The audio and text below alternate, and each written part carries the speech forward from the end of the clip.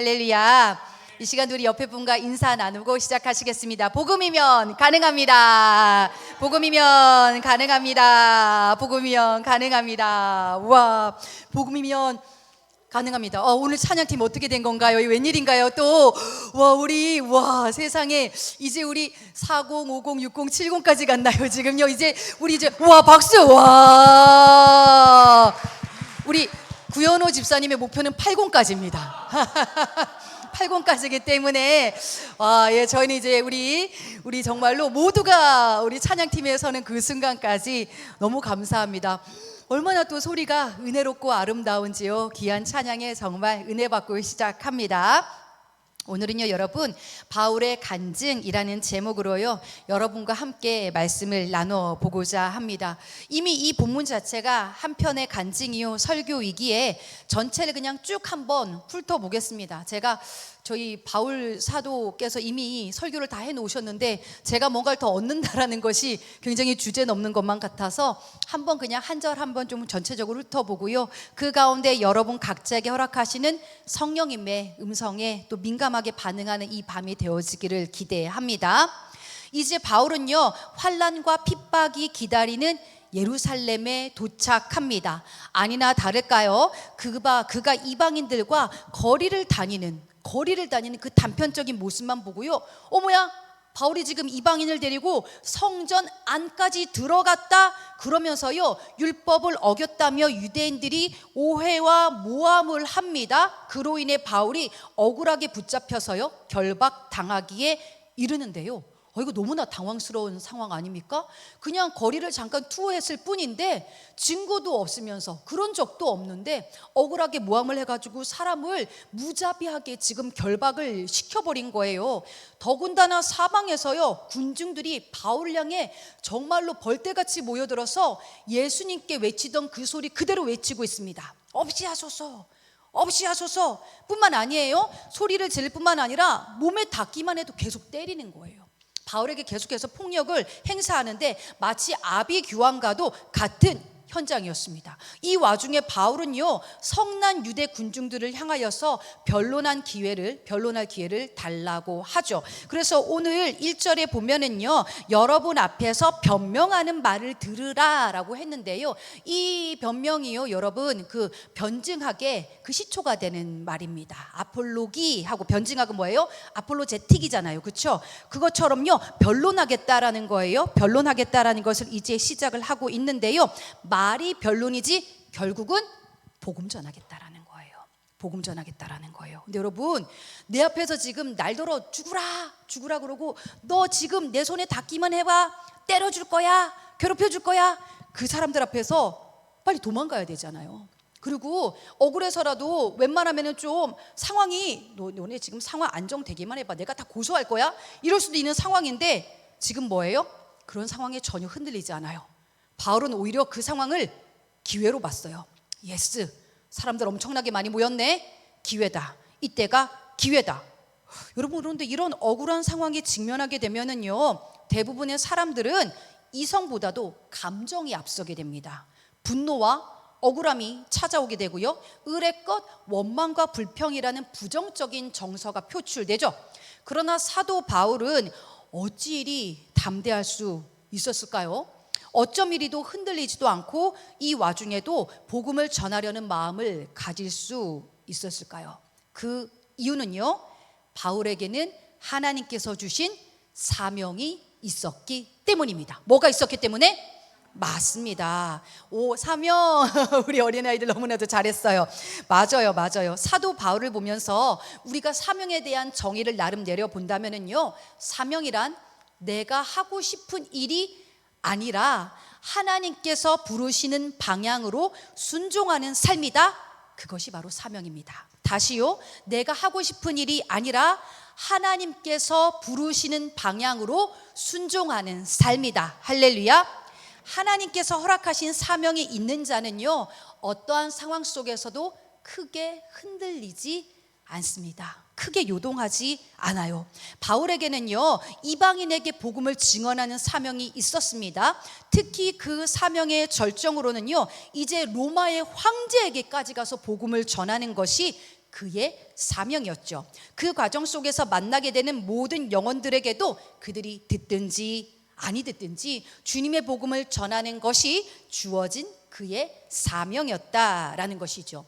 이제 22장에서 바울은요, 자신의 간증을 하면서 완악한 유대인들에게 최대한 복음을 전해보고자 얼마나 애를 쓰는지 몰라요. 바울이 T라고 그랬죠. T. MBTI로 따지면 굉장히 T였던 그가요, 굉장히 F적인 성향을 가지고 오늘 눈높이를 맞춰서 어떻게든 그 복음을 전하려고 애를 쓰고 있는데요. 한번 보시려면요, 그의 간증은 크게 세 부분으로 나눕니다. 그의 회심 이전의 삶, 그리고 회심 이후, 이렇게 세 부분으로 나뉘어져 가지고 오늘 본문은 소개되고 있는데요. 어떻게든 유대인들에게 복음을 전하려고 초입에 보니까 바울은요, 그들에게 친숙한 히브리어로 지금 이야기를 합니다. 히브리어 혹은 아람어였을 거라고 추정을 하고 있는데요. 일단 오늘 본문 2절에는 히브리 말이라고 이렇게 기록되어져 있네요.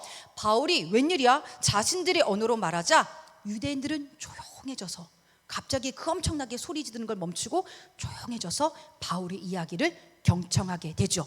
적대적인 청중을 향해 바울은요, 뭐라고 지금 호충하고 있습니까? 부형들아 라고 얘기를 하고 있어요. 즉 뭐예요? 아버님, 형제들, 이렇게 얘기를 하는 거예요. 나를 향해 지금 죽이겠다 하는 자들을 향해서 여러분도 아니라 아버님, 형제들이요, 지금 존중하는 마음으로 지금 간곡히 부르고 있죠. 그는 설교를 시작하자마자 자기도 같은 유대인임을 주장합니다. 유대인 중에서도요, 저도 여러분처럼 율법에 열심의 특심을 더했던 사람입니다. 그 증거가 뭐냐고요? 저희 선생님이 랍비 가말리엘입니다. 두둥.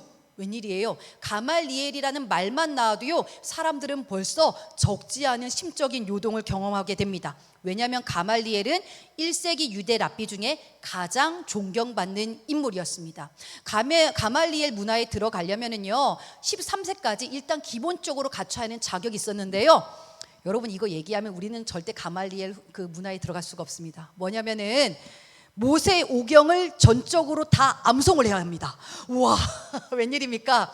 지금 모세 오경을 그냥 뭐 하나 창세기만 해도 우리는 안 되죠. 지금 여호수아 1장만 외우라 해도, 전에 우리 그때 언제입니까? 밝은 교회에서 전에 그 로마서 16장 한번 암송하셔서 그때 발표 한번 하셨던 적이 있었던 것 같아요. 그때 우리 막 우와 대단하다고 막 박수 쳤잖아요, 그죠? 우리 로마서 16장 한 장만 외우는 것도 진짜 엄청난 일이었는데, 웬일이 8장이었나요? 8장이요, 맞아, 중간이죠. 8장을 외우면 그것만 외워도 엄청난 일이었는데 모세 오경 전체를 다 외워야만 했었다. 그런데 지금 사도 바울이 뭐 했다라는 거예요? 다 외웠다. 그걸 다 외우고 들어간 수재 중에 수재였다라는 거예요.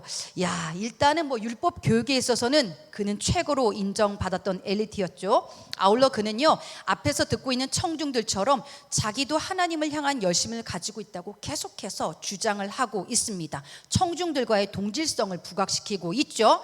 그리고 나서 이제 중반부 바울의 회심 이야기가 언급되는데요. 바울의 회심은 전에 사도행전 9장에서도 언급이 되어졌습니다. 그때는 누가가 3인칭 관찰자 시점으로 이야기를 했다면은 오늘은 1인칭 주인공 시점으로 내가 그러면서요, 바울의 이야기를 끌어와 서술을 하고 있죠. 그러나 21절 바울의 사명이 언급되면서 유대인들은 또 다시 폭주하기 시작합니다. 21절이 무엇이었습니까? 여러분 PPT 한번 띄워주시면은요, 한번 읽어볼까요? 시작. 나더러 또 이르시되 떠나가라, 내가 너를 멀리 이방인에게로 보내니라 하셨느니라. 뭡니까? 주님께서 바울에게, 바울아, 너 예루살렘에 있지 마. 너 지금 여기 있지 말고 빨리 떠나. 이방인에게로 가. 너가 이 사명을 감당해. 그런데요, 이 유대인들은 이방인이라는 단어만 나오면 막 두드러기 반응을 보이는 거예요. 이 사람들은요, 당시 선민 의식으로 인해서 배타성이 굉장히 강했습니다. 우리만 선택받았고, 우리만 율법을 배웠고, 우리만 하나님의 백성인데, 우리만 구원받아야 되는데 뭐 감히 이방인에게로, 이방인이라는 말에 그들은 분노하면서 다시 또 그들의 교만을 드러내죠. 22절에 보니까 유대인들은 또 폭주합니다. 여러분 사도행전 요즘 읽으시면서 느껴지는 거 없으십니까? 저는요, 한편의 SF 영화를 보는 것 같아요. 무슨 뭐 블록버스터도 아니고 사도 바울이 조금만 무슨 말을 하면은 아니 이 민족은 다혈질적인 민족인가? 왜 이렇게 달겨들고 막 소리를 지르고 아니 왜 이렇게 미성숙한 모습을 자꾸만 보여주지? 그리고는 또 바울을 향해 이제는 뭐 저기 놀랍지도 않아요. 또 그래요. 바울을 없애버리자. 바울은 이 소리를 또 듣고 있네요. 사람들이 바울을 향해 막 또 달겨들려고 하자 천부장이 다시 바울을 군대 진영으로 데리고 들어갑니다. 그런데요, 천부장이 봤을 때 이 장면이 너무 이상한 거예요. 뭘 그렇게 잘못했기 때문에 그러지? 내가 뭘 덜 알고 있나? 아무래도 안 되겠다. 이 정도면 내가 한번 신문을 해봐야겠어. 그래서 백부장을 시켜가지고요, 바울을 채찍질하여 신문하려고 합니다. 그런데요, 이 신문할 때 사용되는 채찍이요, 어떤 종류의 채찍이었냐면은 당시 로마 군대들이 사용하던 채찍은 두 가지 종류였습니다. 하나는 그냥 가죽으로 이렇게 탁탁 이래가지고 예수님이 그 성전에 들어가셔서 상을 엎으실 때 쓰셨던 가죽 채찍이에요. 요거는요 그렇게 맞아도 아프진 않아요. 그런데 고문할 때 사용했던 이 채찍은 예수님께서 고초를 당하셨을 때에 겪었던 그 채찍입니다. 가죽끈 끝에 뼈 조각이나 유리 조각 같은 게 있어서 착 하면 휘감으면서 살점이 뚝 떨어지는 거예요. 그래서 몇 대 채찍질을 가하지 않아도 쇼크와 과다출혈로 채찍질만으로도 죽음을 맞이할 수 있는 그런 채찍이었죠. 그런데요, 이 채찍이 딱 보여지자마자 위기 상황 앞에서 바울은 또 다시 이 일조차도 사명을 향한 기회로 싹 하고 잡아버립니다. 딱 스탑 이러는 거예요. 백부장 스탑. 백부장이 놀라요. 왜요? 그랬더니 드디어 자신의 신분을 밝힙니다. 내가요 로마 시민인데요, 나한테 이래도 되는 겁니까? 딱 그러는 거예요. 이 말이 어떤 의미냐면요, 당시의 로마의 시민은요 재판을 받기도 전에 이러한 처벌을 당하는 것이 위법 상황이었어요. 그리고 로마가 굉장히 법률이 발달한 나라이잖아요. 그러다 보니까 이게 어디까지 갈 수 있었냐면요, 로마 시민이라면은 누구든지 이러한 억울한 문제를 가지고 황제한테까지 가서 상소를 할 수가 있었어요. 이게 로마 시민들의 특권이었던 거죠. 바울은 드디어 이 일을 이용하기로 마음 먹었습니다. 예스, 드디어 기회가 왔구나. 내가 황제 가이사를 드디어 만날 수가 있겠어. 그래서요, 신약학자인 F.F. 브루스는 이렇게 말했다고 그래요. 바울이 최대한 참고 자신의 로마 시민권을 복음을 위한 도구로 사용할 절대절명의 시점을 일부러 기다렸다라는 것이죠. 일부러요, 그 전에 밝힐 수도 있었죠. 하지만 계속 성령께서 지혜를 주셨는지 기다렸어요. 이거 써먹을 때가 온다. 하나님 주신 사명을 위하여서 절대전명의 때에 내가 이것을 써먹을 것이다. 아니나 다를까? 진짜로 가장 좋은 때에 이것을 써먹을 수 있게 된 것이죠. 이 이야기를 듣고 천부장이 놀라서 바울에게 달려와요. 어머, 바울 선생님 하고 막 달려오는 겁니다. 굳이요, 근데 여러분, 사람이 찔리면은요 그런 거 아십니까? 괜히 마음에 찔리고 죄를 지으면 쓸데없는 말까지도 하게 되는 거, 그죠? 그래서 뭐 제가 뭐 묻지도 않았는데 막 알아서 술술 부는 막 그런 거 있잖아요. 죄를 지으면 우리 어린아이들한테서 그런 거 많이 경험하잖아요. 천부장이 막 와가지고 괜히 막 미안하니까 어떤 말까지 하냐면은 자기가 로마 시민권을 돈을 주고 샀다라는 것까지 밝힙니다. 이거 왜 굳이 밝히는 겁니까? 묻지도 않았는데.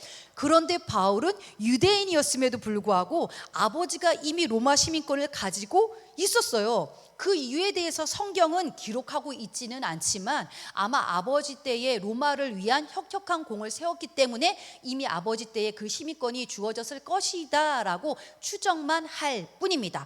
어쨌거나 이로 인해서요, 사도 바울은 자연스럽게 태어날 때부터 태생이 유대인이었음에도 불구하고 로마 시민이었다라는 것이죠. 그래서요, 당시 로마 안에서는요 자기들도 모르게 이미 계급이 지어져 있었어요. 똑같은 로마 시민일지라도 돈으로 얻은 시민권보다 태생적으로 시민인 사람들이 더 지위가 높았다라는 것이죠. 이제요, 신문하려던 사람들이 덜덜덜 이제 막 두려움에 떨게 됩니다. 왜요? 자신들이 법을 어기고 바울을 이미 결박해 버렸거든요. 천부장은 진상을 좀 더 알기 위해서 이제 제사장들과 사내들인 공회를 소집하여서 그곳에서 바울로 연설할 수 있도록 다시 기회를 마련하는 것으로 22장은 끝 마무리되어집니다. 오잉? 이렇다고 이제 바울은요, 지금부터 사도행전이 끝나는 그 순간까지 계속해서 붙잡힌 죄인의 상태로 나아가게 됩니다. 아이고 그쵸? 겉으로 봤을 땐 어떻습니까? 깝깝하다. 내 아들이 그랬다면 어떻겠습니까 여러분? 아들아 그렇게까지 해야겠니? 심지어요 중간에 무죄로 판명돼서 풀려날 수도 있었잖아요. 그죠? 자윤이 될 수도 있었는데 본인이 스스로 자처하여 매인 몸, 묶인 몸이 됩니다. 그런데요 로마 황제에게 상소하여서요 결국 어떻게 되어집니까? 끝까지 그 사명의 자리로 가요. 그 신분을 이용해서요. 화요일 새벽에도 나누었지만 매어있는 그의 모습이 인간적인 눈으로 보였을 때는 굉장히 답답하고 불쌍해 보일 수도 있지만 그러나 그렇기에 어떻습니까? 가장 안전한 곳이 어디라고 그랬죠? 바로 그 로마의 공권력 아래라고 그랬죠.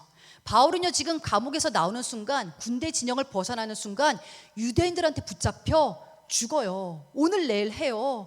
헐벗고 못 자고 못 먹어요. 하지만 지금 그렇게 로마의 군대 진영 아래 안전하게 보호되어 있는 까닭에 군대가 그를 보호해 줬어요.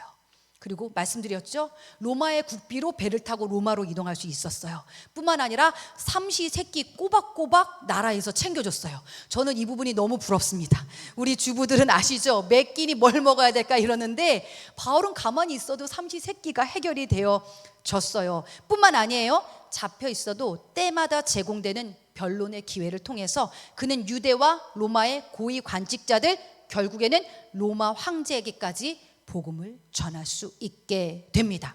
여러분 어떻습니까? 마냥 이것이 고난입니까? 저주입니까? 아니면 축복입니까? 저는요 제 마음에는요 축복으로 여겨져요.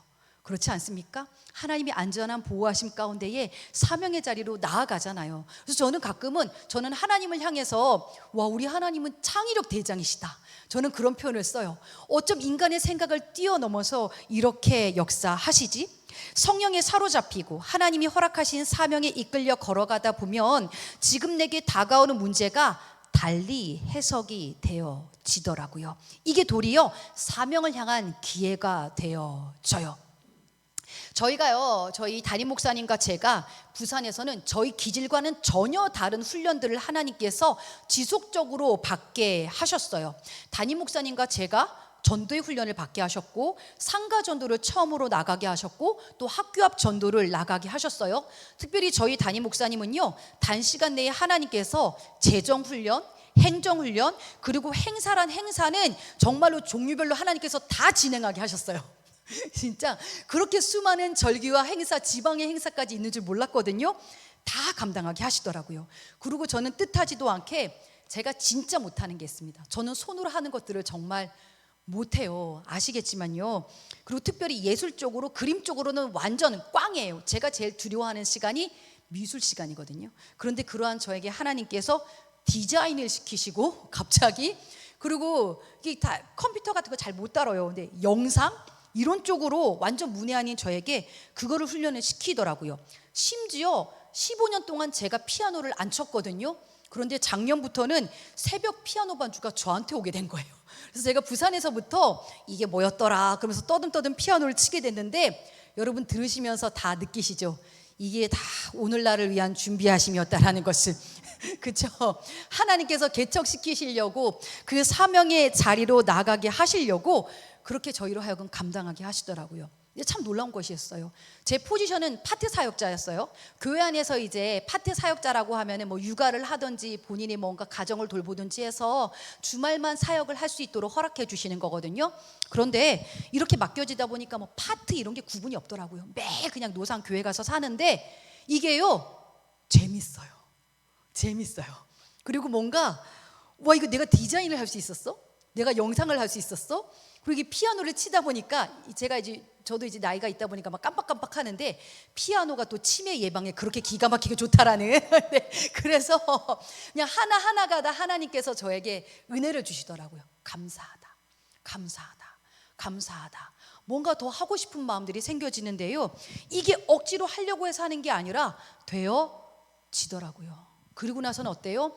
오늘날 개척의 현장에서 그거를 써먹을 수 있게 해주시는데 그냥 모르겠어요. 저는 너무 감사하고 풍성하게 해주심이 느껴지더라고요, 여러분. 그러면서 저희 성도님들을 딱 묵상해 봤는데 마치 퍼즐이 짝짝짝짝 맞춰지는 것 같았어요. 저희 김정은 권사님이 큰 교회 애창부에서 지난 1년간 그 교회 주방의 모든 흐름들을 싹 다 살펴보고 오셨잖아요. 뭔가 여러분 느껴지시죠? 우리 교회 애찬이 이렇게 풍성할 수 있었던 이유 뿐만 아닙니다. 김명희 권사님께서도 큰 교회에서 이 따뜻한 환대와 양육 시스템을 다 경험해보고 오셨잖아요.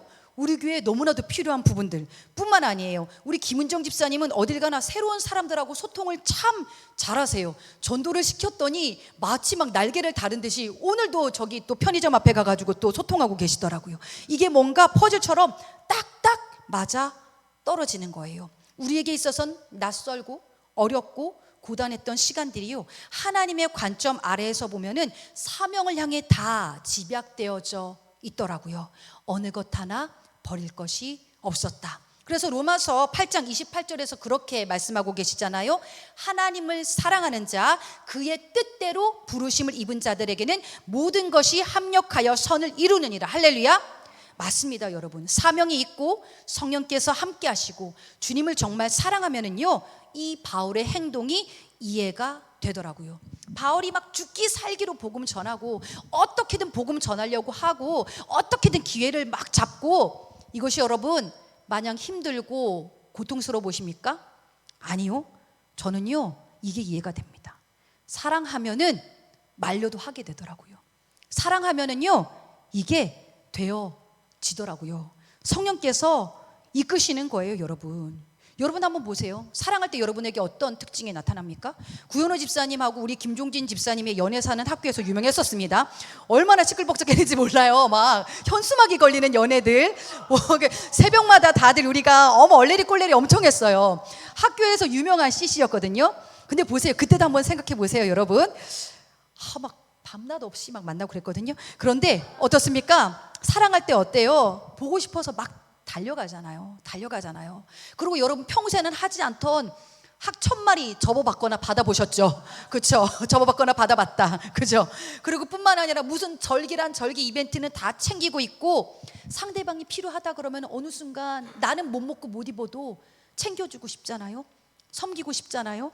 채워주고 싶잖아요. 지금 이제 온 집사님 안 나오셔서 이거 몰래 말씀드리는 건데, 김정은 권사님이 그네를 타고 싶으셨대요. 근데 온 집사님이 그 말씀을 딱 듣고 몰래 재료를 다 사다가 목공으로 그네를 만드신 거예요. 그런데 문제는 사위가 내려면 선방을 날려버렸어요. 그래서 권사님한테 전달을 못하고 그거를 조용히 이렇게 반납을 시키셨대요. 그런데 여러분, 이게 뭡니까? 사랑이에요. 사랑. 내 아내가 이걸 하고 싶어 그러면 어때요? 내가 가가지고 헌신하고 힘든데도 불구하고 그거를 해내는 거. 근데 그게 여러분 억지로 시켜서인가요? 아니요, 되어지는 거잖아요. 바울이 이러했다라는 거예요. 신앙도 어때요? 월요일날 기도 쉬어라 하는데 월요일날에도 교회 오셔가지고 기도하시는 분 계시고, 시키지도 않았는데 벌써 달려가서 누군가는 또 챙기고 섬기고, 말도 안 했는데 벌써 전도 가방 들고 막 전도하고, 누구야 봤더니 우리 성도님이신 거예요. 말도 안 했는데, 전도하는 날도 아닌데 전도하고 계시고, 또 누가 알아주는 것도 아닌데 뜨거운 주방에서 그 애찬 엄청나게 저는요 그렇게 까다로운 줄 몰랐어요. 누가 보는 거 아니잖아요. 그런데 우리 집사님이요, 그 국수 한 올이라도 붙으면 안 된대요. 한 올 한 올을 정성스럽게 다 떼어내는 거예요. 우리의 그 철학이 있어요. 절대 양념을 때려 붓지 말아라. 정말로 정성을 다해서 솔솔솔솔 부어야 된대요. 그래서 야, 저거 누가 알아주지도 않는데 왜요? 주님께 하듯이 정성을 다하는 마음이에요. 그리고 누가 알아주지도 않는데 홀로 새벽에 와서 교회 한 번 더 돌보고 주방 한 번 더 닦고 가시는 그 손길 볼 때마다 제가 울컥해요. 사회 나가면 존경받는 분들인데 주일날 저 현관 앞에 쪼그리고 앉아서 어린애들하고 알까기 해주시는 집사님들이 계시더라고요. 그러면서 한 집사님이 그래요. 아이들에게 교회가 행복한 곳이어야 한다고, 뭐라도 하나 재미있으면 그들이 평생 교회를 기억하게 된다면서 애들하고 눈높이 맞춰가지고 그 바닥에 철포덕 앉아가지고 알까기 하고 계시더라고요, 여러분. 그런데 그 모습이 억지로 하라고 해서 되는 건가요? 아니잖아요. 내 모든 것 다 내려놓고 그냥 좋으니까 저절로 되어지는 것. 여러분 어떠십니까? 이것이 아직 되어지지 않는 분들, 혹은 나도 한땐 그랬었다 라고 생각하는 분들, 오늘의 나는 좀 그게 버거운데 라고 생각하시는 분들은요, 오늘 이 밤에 다시 하나님을 향한 믿음과 그 사랑을 정직하게 더 구하시기를 바랍니다. 아울러 우리도 사도 바울처럼 사명의 사람 되게 해달라고 기도합시다. 그 사명은요, 죽는 순간까지도 우리가 감당해야 하는 것입니다. 젊은 사람들만 사명 있지 뭐, 바울이야 있지 뭐, 우린 다 끝났지 뭐. 아니요. 우리가 하나님 나라 가는 그 순간까지 우리에게는 하나님께서 허락하신 사명이 있습니다. 그 사명이 뭔지 모르시겠다면요, 오늘 이 밤에 구하시고요, 당장 지금 우리 모두에게 주어진 사명이 있습니다. 뭐냐면 바로 영혼 구원의 사명입니다. 먼저는요, 7월 달에 드디어 우리가 개척 첫 해지만 여름 수련회를 엽니다. 그래서 여러분, 어린이 성경학교가 교회에서 열릴 예정이고요, 그리고 청소년 청년 연합 수련회가 강화도에서 열릴 거예요. 그래서 내일 저희가 답사를 갑니다. 사실은 다들 기대를 못했어요. 첫 해인데 누가 해. 그리고 제가 사실 좀 연합 좀 해보려고 개척 2, 3년 차인 선배들한테 좀 전화를 했는데요, 다들 엄두를 못 내시더라고요. 같이 좀 하자, 우리가 끼워줄게 하는데 다들 안 하시려고 그러는 거예요. 그런데 우리는 어때요? 지금 개척 6개월 차에 어쨌거나 하나님께서 허락해 주셔서 합니다. 이런 교회는 처음일 거예요. 후원금이 먼저 들어와 버려가지고 빼도 박도 못하게 됐어요, 이거 여러분. 그래서 하나님의 은혜로 내일 이렇게 저희가 이제 답사를 가게 되어지고 하는데, 이 일을 위해서 마음 모아 기도해 주십시오. 올 여름에 우리 아이들이요, 성령 받아야 합니다. 우리 아이들이 복음으로 새로워져야 합니다. 이 일을 위해서 남의 일이 아니에요. 우리 아이들이에요. 우리 자녀들이기 때문에 우리 성도님들 모두가 이 일을 사명으로 여기고 함께 기도로 온 마음 다해 섬겨주셨으면 좋겠습니다. 오늘 22장을 통해 각자에게 부어주신 마음들이 있을 겁니다. 올 여름이요, 이 여름이요, 여러분에게 허락하신 그 첫 마음, 첫 사랑이 회복되어지기를 축복합니다. 그래서요, 하나님 나라 가기 전까지 감당해야 할 그 사명이 더욱더 선명해지고 더욱더 빛나는 시간 되어질 수 있기를 주님의 이름으로 축복합니다.